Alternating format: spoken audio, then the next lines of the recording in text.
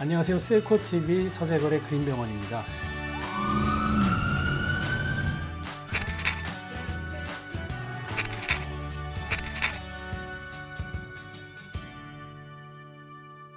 수요일 오전 11시에 늘 만나고 있죠. 오늘은 손가락에 면역이 있나? 손가락을 보면 뭘 알 수 있나? 오늘 손가락 얘기를 좀 해보려고 합니다.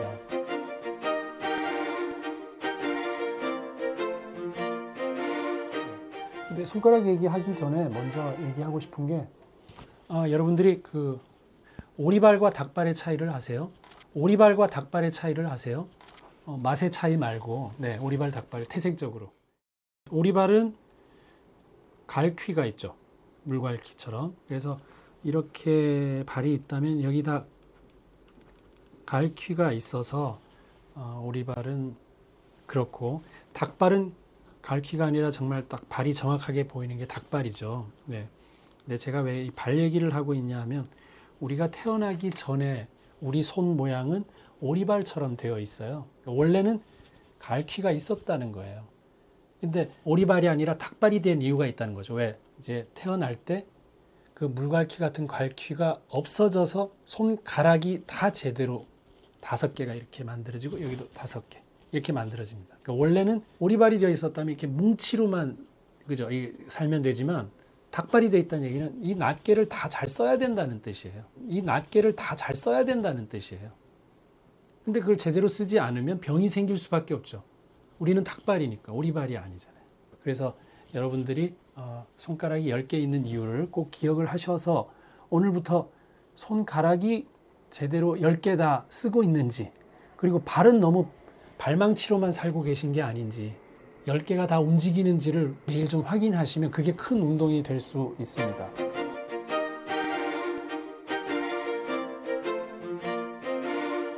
그러면 손가락에 대한 얘기를 해볼 텐데, 이 곤봉지라고 있습니다. 곤봉 모양 아시죠? 끝이 좀 뭉툭하게 되어 있는 곤봉지. 근데 우리 손은 손끝으로 가면 마지막은 줄어들어야 정상이에요. 이렇게. 그죠? 여기도 좀 줄고. 근데 이게 더 커졌다면 문제가 있죠. 부었다는 얘기인데. 그래서 그걸 곤봉 모양의 손가락이다. 그래서 쉬운 말로는 손가락 끝 부종이다. 부어있다. 근데 이 손가락이 곤봉지가 되면, 우리가 보통 검사하는 거는 이렇게 두 번째 손가락, 이걸 손톱을 맞대면 공간이 있어야 된다는 거죠. 뭐 다이아몬드 모양이라고 표현도 하긴 하는데, 공간이 있어야 정상인데 이 공간이 아예 없다면 부었다라는 얘기가 되겠죠. 이게 부었다면 뭐가 문제냐? 산소가 공급이 잘 안 되는구나. 그럼 산소랑 관련된 곳이 어디냐?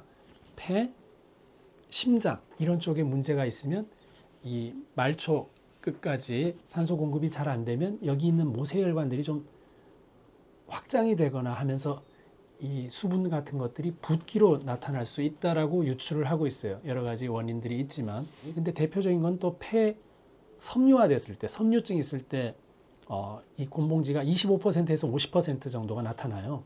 그러니까 폐섬유증 있는 사람은 둘 중에 한 사람 정도는 곤봉지네 이렇게 할 수 있는 거죠. 그래서 보통 폐섬유증이 있으면, 왜 바이러스 얘기 때문에 왜 폐가 섬유화가 돼서 딱딱해서 호흡을 안 돼, 뭐 이런 거 있잖아요. 그러니까 딱딱해져 있는 부분이 기능을 못 한다는 얘기예요. 그래서 폐섬유증 있는 사람이 폐암 되는 경우가 6에서 20% 정도 되고요. 그 다음에 이 섬유화가 암하고 또 직접적인 관련이 있는 게, 산소 농도가 감소하면 저산소 신호가 활성화돼요. 산소 여기 적게 있어요. 막 이런 신호가 활성화가 되면은 저산소 상태에 적응하게 돼요. 우리가 고산지대에 계속 오래 있으면 안 죽으면 적응하게 되거든요. 그러면 그때 암세포가 거기에 또 적응을 하게 돼서 암이 산화 스트레스가 증가하면서 암이 악성화될 수 있어요. 그래서 산소 공급을 충분히 받는다는 것은 우리 암 환자분들이나 암을 예방하기 위해서도 굉장히 중요한 거기 때문에, 이 환기를 잘해야 되고, 그래서 등산도 하게 되고, 이런 것들이, 산소는 굉장히 중요한데 산소가 가지 못하고 있다라는 증거 중에 하나가 이 손가락에 나타난다. 그게 곤봉지다. 이렇게 이해하시면 되겠고,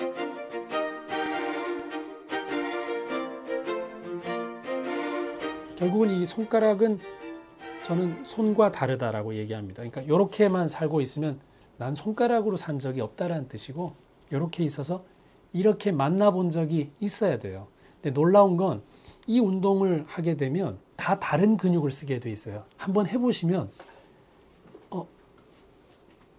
다 편하지 않고 조금 어려운 만남이 있어요. 엄지랑 두 번째, 엄지랑 세 번째, 엄지랑 네 번째, 엄지랑 다섯 번째 하면, 그러니까 그 근육은 잘 안 쓴 근육이에요. 근데 제가 한번 그 만나는 거를 보여드리면 이렇게 움직여요. 움직이는 거 보이시나요? 자, 엄지랑 검지 1번, 2번 만났고, 1번, 3번 만났고, 1번, 4번 만났고, 1번, 5번 만났어요. 근데 이 행위가 전혀 없었던 사람은 이 근육을 쓰고 있지 않아요. 이렇게 살고 있기 때문에. 그러면 거기에 연관되어 있는 모든 근육들은 퇴화가 될 가능성이 크죠. 퇴화가 될 가능성이 크죠.